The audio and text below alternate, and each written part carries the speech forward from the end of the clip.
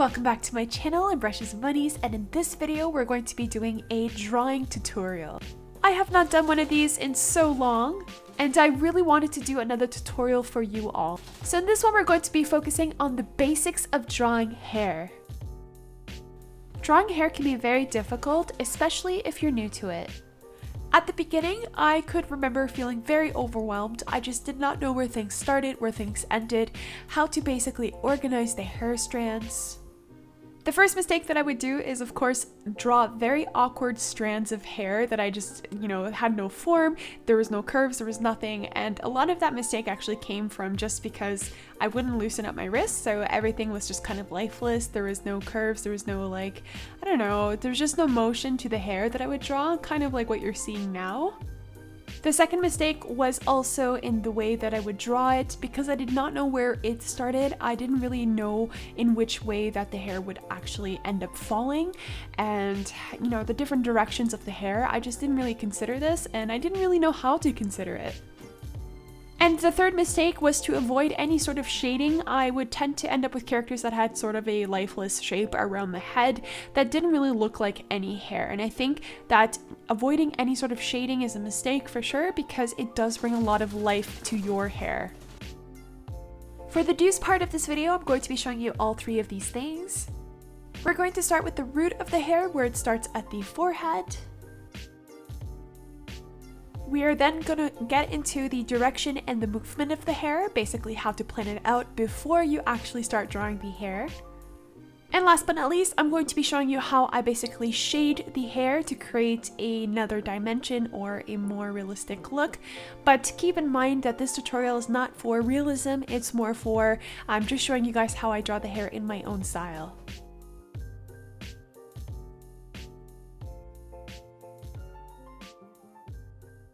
The first step to drawing hair is to find the base of the hair. Where will the hair come from the forehead? I tend to follow a relatively easy structure, so when I'm first drawing the head or the face of the character, I draw a circle, and the very top of this circle line is where I will tend to base my hair. Sometimes I'll start the hair a little bit above this top circle line or a little bit below. It all depends on the character that I'm drawing, but I tend to use this as a basic guide or reference line. Another thing that I tend to do before I start the hair is just to draw the outline of where the hair will appear on the forehead. So not only on the top, but also on the side, above the ear, perhaps even around the neck. It's just really basic lines that help me figure out where the hair will appear around the face. The next thing I do is basically visualize where the hair will go, in which direction, the movement of the hair. In this tutorial, I'm using arrows to kind of simulate or visualize that sort of thing that I'm talking about in terms of the motion and the movement. So these arrows show you exactly in which direction the hair will go, and from then on, I base the hair strands on this sort of visual. Drawing these movement arrows or motion arrows is not something that I do typically in my sketches or on paper. I just use that, or I visualize that in my brain already before I draw. But if you're starting out, what I could give you guys as a tip is to just basically maybe do this digitally. Before you get started, you can do a very quick digital sketch, and you could just map out in which direction you want the hair to fall. And this will really help you just visualize before you get started in the actual drawing.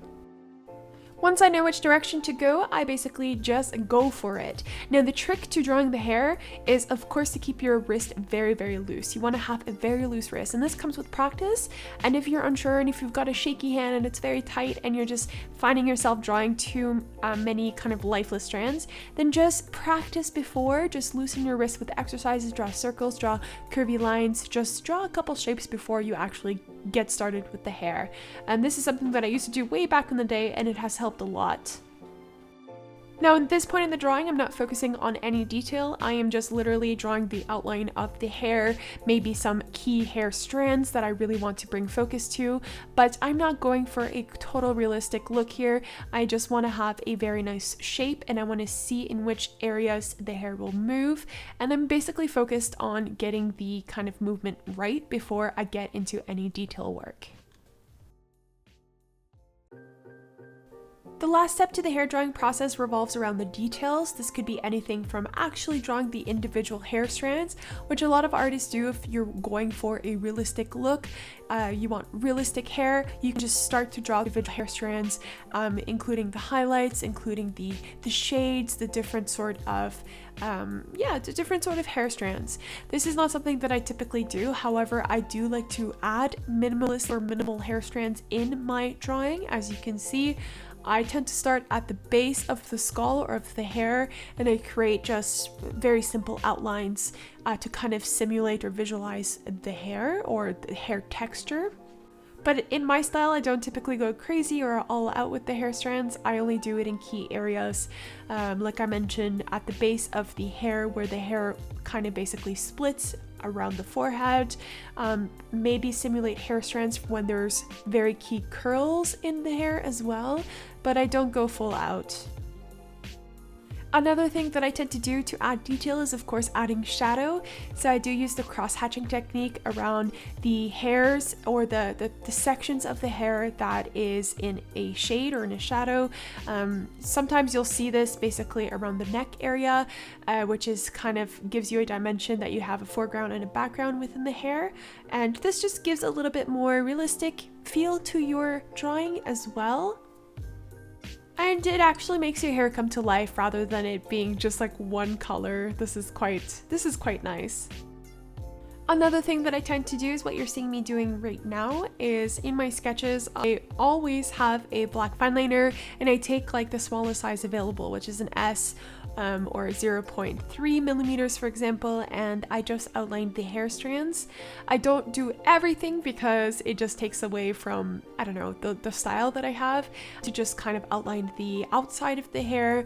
I'll outline any sort of hair strand, like major hair strand, that's, you know, around the ear, for example. These are sort of details that I add later on. And then from then on, once I'm done with that, I can go back and just sketch a little bit more shadows or sketch more hair strands if I want. It really depends on the look that I'm going for. To basically re-summarize what I just talked about in terms of the hair drawing process, here's a very quick speed drawing section of the tutorial, basically showing you guys from the very first steps of drawing the face, the facial features, and then going with the actual hair.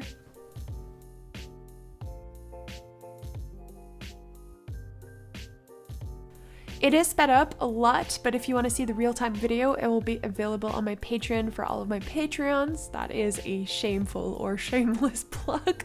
Sorry, but I want to promote it because I am working quite hard on Patreon and trying to get new content there for everyone who is a member.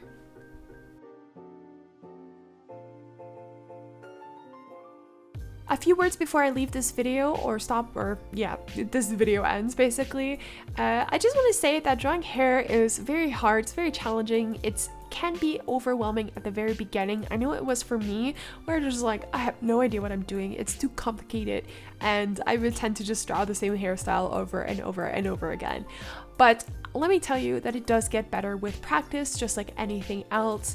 And practicing in your sketchbook, just drawing different types of hair, even different textures, curly, wavy, straight, very, very short.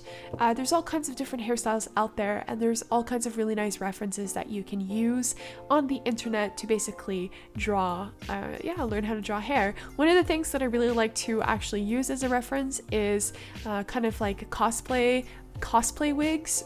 There's all kinds of really beautiful wigs out there that are very cool, especially for girls. You've got all these really beautiful and really cute styles you can find that are kind of like manga style almost. There's all kinds of reference photos out there that you can basically use.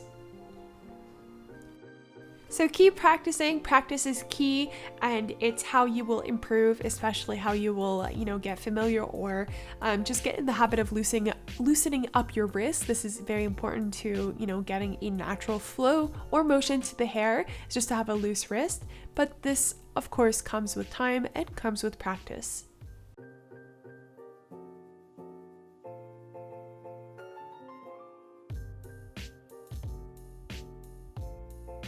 Before this video ends, I just want to give a huge thank you to everyone that participated in the Draw This in Your Style challenge. It was a lot of fun, and it was something that I posted on Instagram, and I was so happy to see all of your drawings.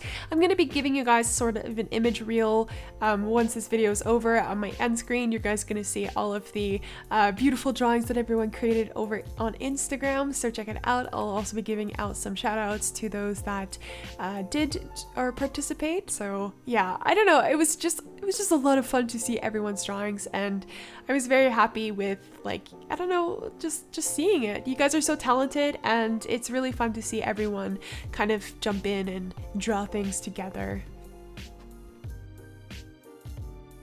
I want to wish you all a lovely day, and don't forget to draw today, do some drawing practices, and don't ever give up, stay awesome, and we will see each other very soon. Bye!